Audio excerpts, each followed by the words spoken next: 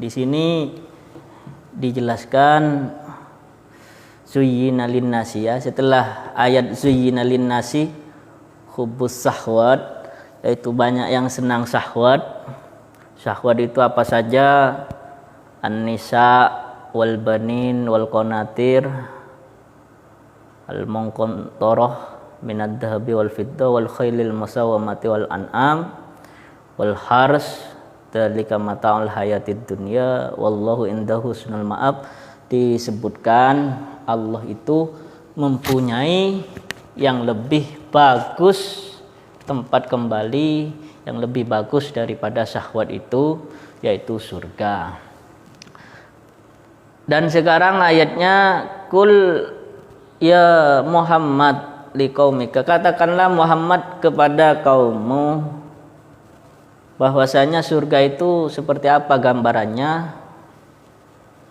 Surga itu bagi orang yang ittaqau, yaitu takut untuk syirik. Tafsirannya di sini asyirkah, ittaqau, takut untuk syirik. Maka Allah menyediakan untuk orang tersebut jannatun, yaitu surga. Jannatun, surga, tajri min tahtil anhar khalidina fiha wa aswajum mutahharatun, dan bidadari. Surga itu ada sungai di surga berlapis-lapis, dan kalau dijelaskan menurut Rasulullah waktu Mi'raj itu, di surga Rasulullah ditawarin dari sungai madu, dari sungai homer dan susu. Maka surga itu banyak tingkatan dan sungainya bertingkat-tingkat juga di surga. Dan surga dijelaskan di hadis juga banyak bangunan yang pencakar langit dibuat dari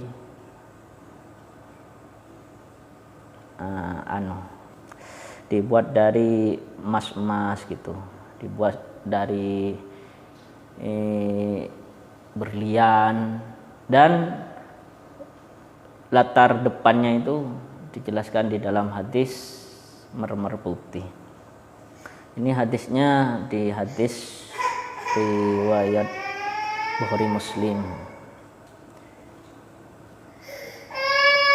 Seperti itu. Dan di surga yang paling menarik waswajum mutahharatun, wazwajun, dan banyak bidadari, mutahharatun, yang disucikan dari haid dan selain haid. Artinya di surga itu menyediakan bidadari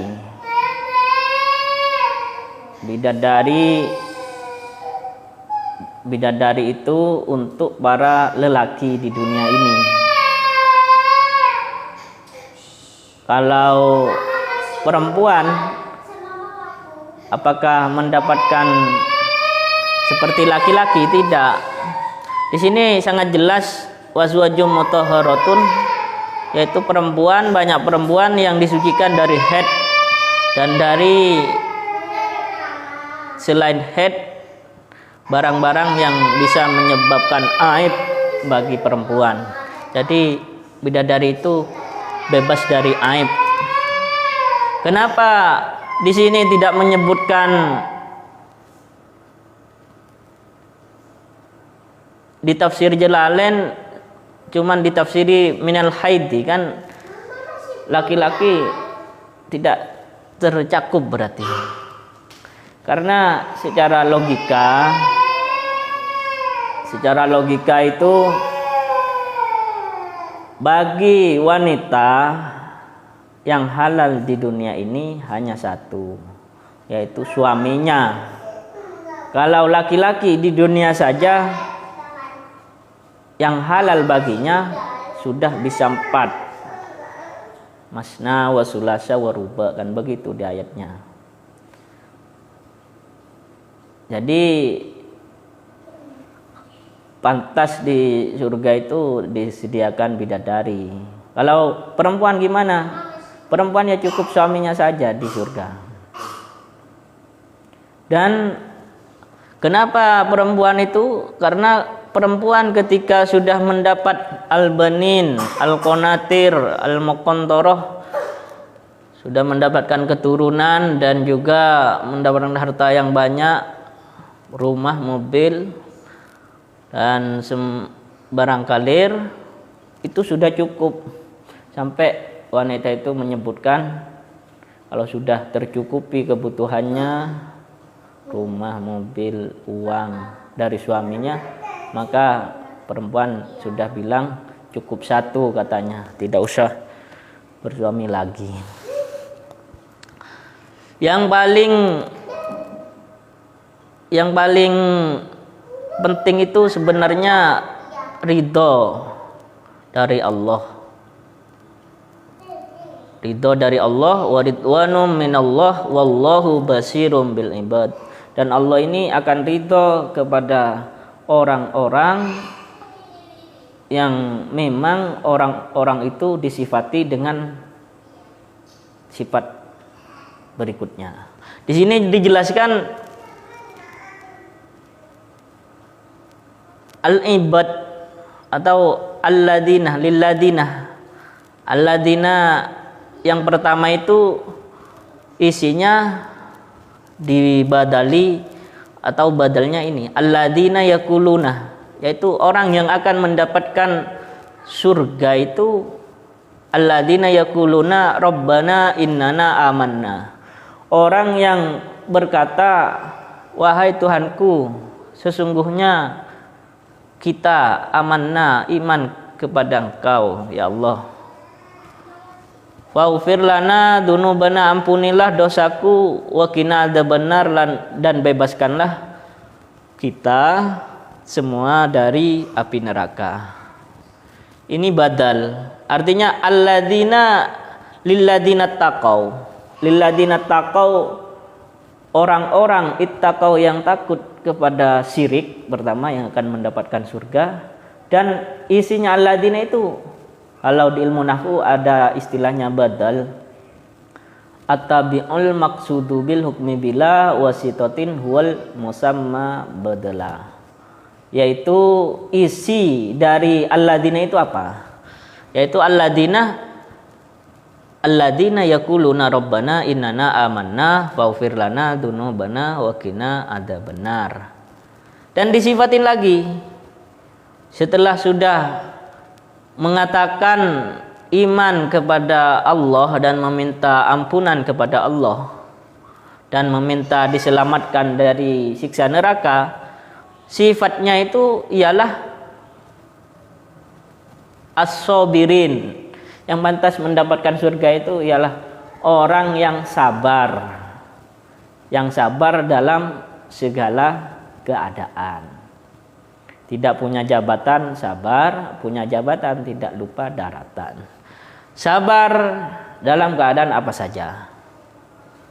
As-sabirina, yaitu sabar untuk selalu taat kepada Allah. Dan juga tidak mengerjakan maksiat kepada Allah. Was-shadiqina, orang yang benar-benar iman. Imannya benar-benar. Karena kita bahas nanti apa yang paling berharga daripada orang muslim itu.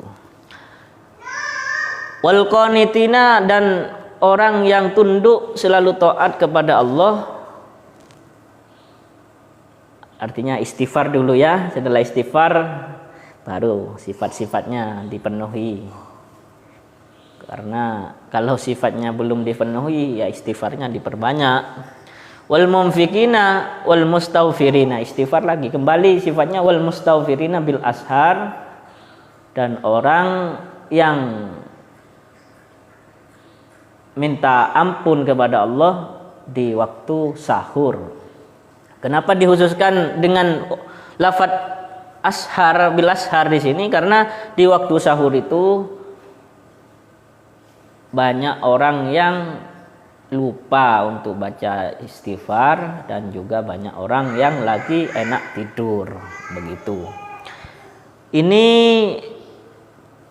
dibuka dengan istighfar yang akan mendapatkan surga itu, dan sifat-sifatnya as-sabirina, as-shadiqina, wal qanitina, wal mumfikina, wal mustaghfirina bil ashar, ditutup dengan istighfar lagi. Syahidallahu annahu la ilaha illa huwa wal malaikatu ulul ilmi qaimam bil qist la ilaha illa huwal azizul hakim. Allah menyaksikan atau bersaksi memang tidak ada Tuhan selain Allah, dan malaikat ikrar. Kalau malaikat ikrar, isbatu syai'in, menetapkan. Wal malaikatu bil iqrar wa ulul ilmi, maka paling benar orang muslim itu harus masuk ke ulul ilmi, orang yang mempunyai ilmu. Pertama, minal anbiya wal mu'minin, dan orang mukmin, imannya ini bil i'tiqadi, yakin sungguhan, wal lafzi, dan melafazkan sebagaimana diberi contoh di atas tadi. Wal lafzi qaiman anteng, qaiman bil qisti, memang benar-benar bersaksi dan melafadzkan. Kalau yang paling berharga itu sebenarnya pada orang Islam, yaitu bersyahadat, paling berharga itu. Karena untuk mencapai keyakinan, kita yakin sungguhan, kita terus mempertahankan keyakinan, qaiman bil qisti, kan harus benar-benar dipertahankan setiap hari keyakinan kita dengan bersaksi asyhadu alla ilaha illallah wa asyhadu anna muhammadar rasulullah, dan la ilaha illallah, kan begitu. Ini kunci dan cara-cara untuk masuk surga. La ilaha illallah azizul hakim. Sekarang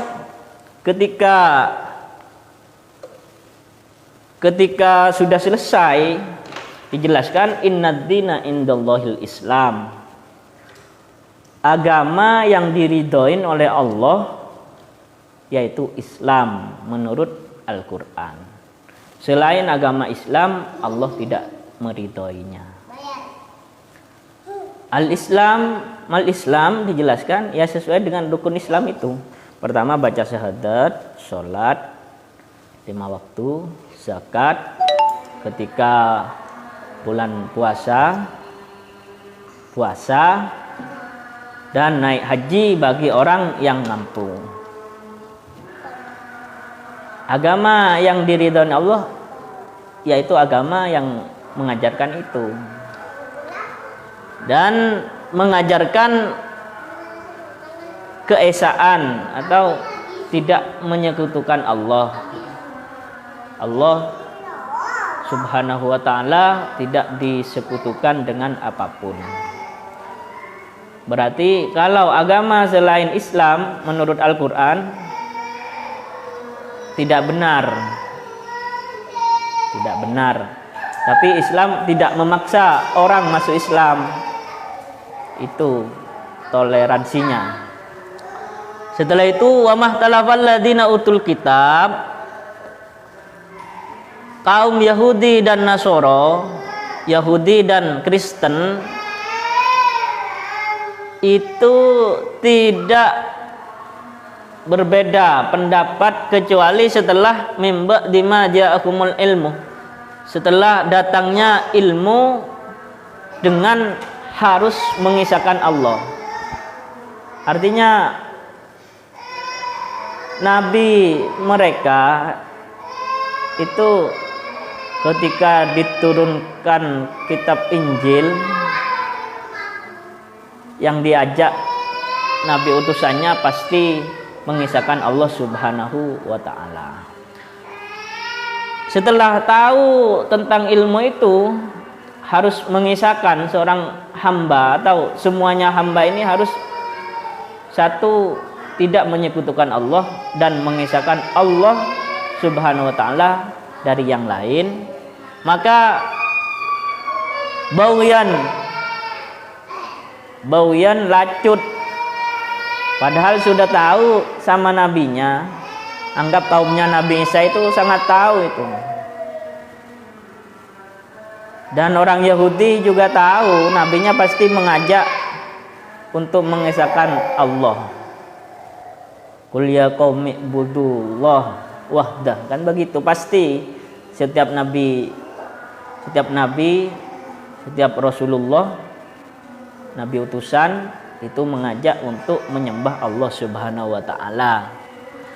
Karena sudah tahu yang harus disembah sebenarnya Allah, bukan yang lain, ternyata masih menyembah yang lain, itu namanya agama yang menyembah selain Allah baghyan. Dalam Al-Quran disebut lacut, atau apa bahasa Indonesianya lacut itu kurang ajar kepada Allah Subhanahu wa ta'ala. Dan ditutup wa may yakfur bi ayatillah fa innallaha sari'ul hisab. Barang siapa yang kurang ajar menyekutukan Allah, Allah akan membalasnya segera membalas. Fa innallaha sari'ul hisab. Allahu a'lam dibalas di dunia atau dibalas di akhirat. Insya Allah di dunia mendapatkan balasan. Orang yang tidak menyembah Allah di dunia saja sengsara. Dan kalau orang menyembah Allah, beragama Islam, melafadzkan kalimat la ilaha illallah, masuk surga. Artinya Allah itu sangat adil. Allah sangat adil, dan harus kita semua harus ikut menyaksikan bahwasanya tidak ada Tuhan selain Allah Subhanahu wa ta'ala. Kesimpulannya, surga diberikan kepada orang yang takut syirik kepada Allah, takut syirik, takut musyrik, takut untuk menyekutukan Allah. Dan sifat-sifatnya as-sabirina, as-sadiqina, al-munfikina, al-qanitina, wal mustaghfirina bil ashar. Itu sifat-sifatnya. Artinya sangat jelas surga bagi siapa. Dan itu konsep ilmu dalam Islam. Surga itu bagi orang-orang yang tadi itu. Mungkin hanya itu yang bisa saya sampaikan dari kajian tafsir pada malam hari ini. Semoga kita semua mendapatkan rahmat dari Allah Subhanahu wa ta'ala. Dan mohon maaf, ini ada sedikit gangguan dari anak-anak saya. Semoga ada hikmahnya. Wabillahi taufik wal hidayah, malinayah. Wassalamualaikum warahmatullahi wabarakatuh.